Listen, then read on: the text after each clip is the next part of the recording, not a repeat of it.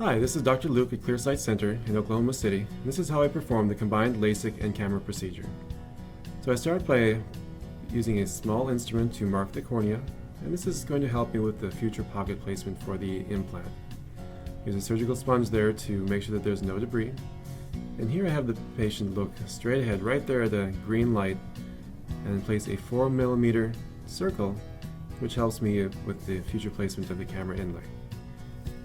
Then I remove any excess fluid, which can affect the placement of the laser. And here we see the excimer laser. And we're going to do two passes. The first one is to create the Kamra implant pocket, and that lasts somewhere between 30 and 35 seconds. Now I absolutely love this laser. It is fast, it is precise, accurate, and it uses a very low energy. And it's also very versatile for other forms of corneal refractive surgery. Now the patient will be feeling some pressure, but really no discomfort given the anesthetic drops that I had provided earlier. Now, the excimer pocket has just been created, and now I'm going to create the LASIK flap. The LASIK flap is nothing more than a natural bandage to allow the vision to come back quickly after excimer laser ablation reshapes the eye into better focus. Now, again, the patient will feel some pressure, but no discomfort or pain. And here I'm creating approximately 110 micron flap, which I will be lifting later in the procedure. Okay. So now that the excimer laser has fired twice, we have two planes, one for the Kamra Inlay and one for the LASIK flap. I start by using a small instrument to remove the excess gas and bubbles. That just helps me with visualization during the procedure. I then clean the instrument and use it again to open the pocket for the implant. Now we want to be careful not to get any blood into the interface, and so here I'll be using a surgical sponge to remove just a very, very small amount of blood. Perfect. So here I use a Kamra spatula in order to open the pocket and break the remaining adhesions inside the pocket. I tend to use a sweeping motion, which I find has been easier and created less inflammation than other techniques, at least in my hands.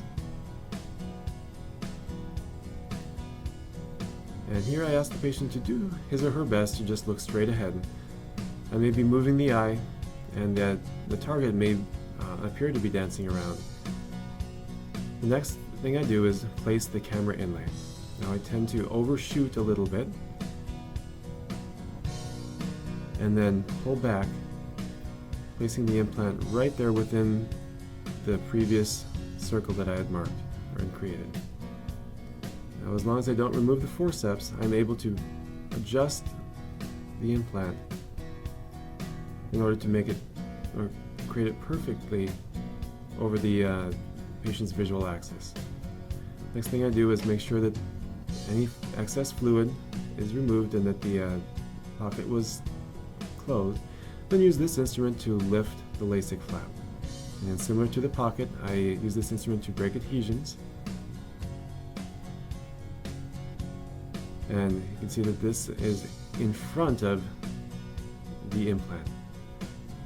I then use this instrument to reflect or lift back the flap. I center the eye under the EX500 laser, apply the treatment to bring the eye into focus. I actually want to make the eye slightly nearsighted to make the implant work better. I apply BSS, which is nothing more than a form of saline solution, and then reposition the flap. Now, I want to make sure that there's no debris under the flap, which can cause inflammation or could potentially affect the patient's vision. There's a steroid here, as well as a surgical sponge to make sure that the flap is in perfect location. There's a natural pump in the eye called the endothelium, which helps hold everything in place. and I'm just making sure that it's well positioned while I wait for that pump to take over. Here I use another surgical sponge in order to check the gutters, which are the edges of the flap. And here everything looks perfect, and I check one more time, asking the patient to look straight ahead right there at the green blinking fixation light. Apply a drop, look with the light, apply a contact lens, and that is it.